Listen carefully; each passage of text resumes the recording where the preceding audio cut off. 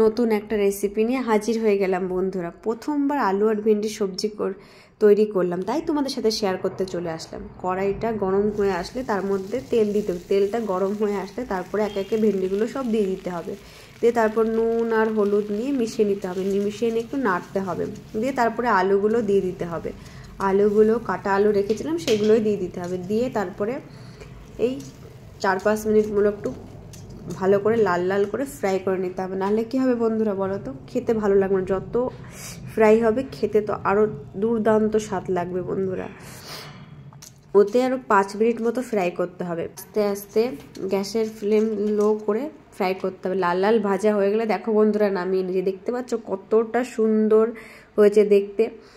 দেখেছো পুরো একদম কাঁচা কাঁচা ভাবটা নেই, লাল লাল হয়ে গেছে পুরো। এবার ওই একই কড়াইতে তেলটা গরম করে নিয়ে একটু জিরা ঢেলে দিলাম, জিরা আর কালো জিরা দিয়ে দিলাম, দেখেছো বন্ধুরা। দিয়ে তারপরে ওর মধ্যেই যে পেঁয়াজটা কেটে রেখেছিলাম না, সেই পেঁয়াজটা ঢেলে দিলাম বন্ধুরা। আর পেঁয়াজটা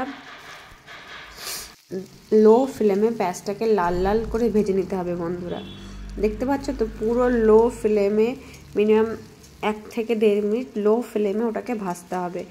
পেঁয়াজটা যত সময় ভাজাটা না হচ্ছে লাল লাল করে তত সময় নেড়ে যেতে হবে বন্ধুরা। দেখতে পাচ্ছ তো আমি কি করে করছি, ঠিক সেম একইভাবে করবে।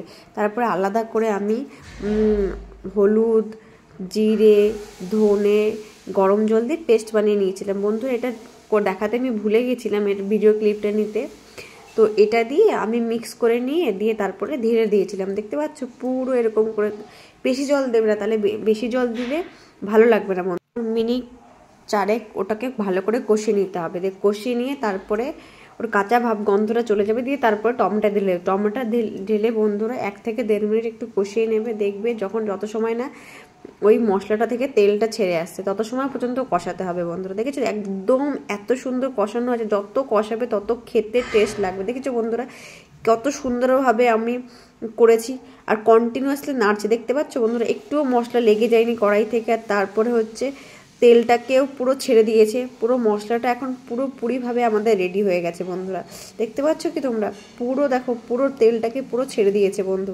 এবার কি করবে বলো তো, এবার যেই ভাজা ভেন্ডি আর আলুটা রেখেছিলাম না সেটা এবার ঢেলে দেবে এর মধ্যে। সেটা ঢেলে দিয়ে আর 2 মিনিট মতো মিশিয়ে নিয়ে 2 মিনিট মতো একটু নেড়ে চেড়ে নেবে। তাহলে এর স্বাদটা আরও দ্বিগুণ হয়ে যাবে। দেখতে পাচ্ছ আমি কি করে একসাথে মেশাচ্ছি। পুরো 2 মিনিট মতো মেশালেই হয়ে যাবে। তারপর আমি কাঁচা লঙ্কাটা কেটে রেখেছিলাম বন্ধুরা। দেখতে পাবে কাঁচা লঙ্কাটা কুচি কুচি করে কেটে রেখেছিলাম, সেটাই আমি এর মধ্যে দিয়ে দেবো। দিয়ে আর একটু মিশিয়ে নেব। মিশিয়ে নেওয়ার পরে আমি সাইডে গরম জল করে রেখেছিলাম, কারণ ভালো করে কষে গেছে। আলুটাও পুরোপুরি একবারে মিহি মিহি হয়ে গেছে। দেখো ভেন্ডিটাও পুরো ভাজা হয়ে গেছে। এবার দেখেছো কালারটা কত সুন্দর এসছে বন্ধুরা, একবার দেখো পুরো মশলাটা পুরোপুরি কষে গেছে। দেখতে পাচ্ছ পুরো এরকমভাবে করবে। তারপরে যে সাইডে গরম জলটা রেখেছিলাম না সেটা ঢেলে দিলাম। এবার ওর থেকে 2 মিনিট আমি ফুটিয়ে দেন নামিয়ে নেব। তারপরে আমাদের রেডি পাতলা ঝোল ভেন্ডি আলুর তরকারি। দেখতে পাচ্ছ না খুব সুন্দর, কিন্তু খেতে যা সুন্দর হয়েছিল না, একবার বাড়িতে ট্রাই করে দেখবে। দিয়ে আমাকে কমেন্ট করে জানিও তোমরা সব। চ্যানেলে নতুন হলে সাবস্ক্রাইব করে দেবে আর বেল আইকনটা ক্লিক করে দেবে, যাতে আমি যে ভিডিওটাই ছাড়ি না কেন তোমাদের কাছে প্রথমে যায়। ঠিক আছে বন্ধুরা, বাই। আবার একটা নতুন একটা ভিডিও নিয়ে তোমাদের সামনে হাজির হব। ভালো থেকো, সুস্থ থেকো।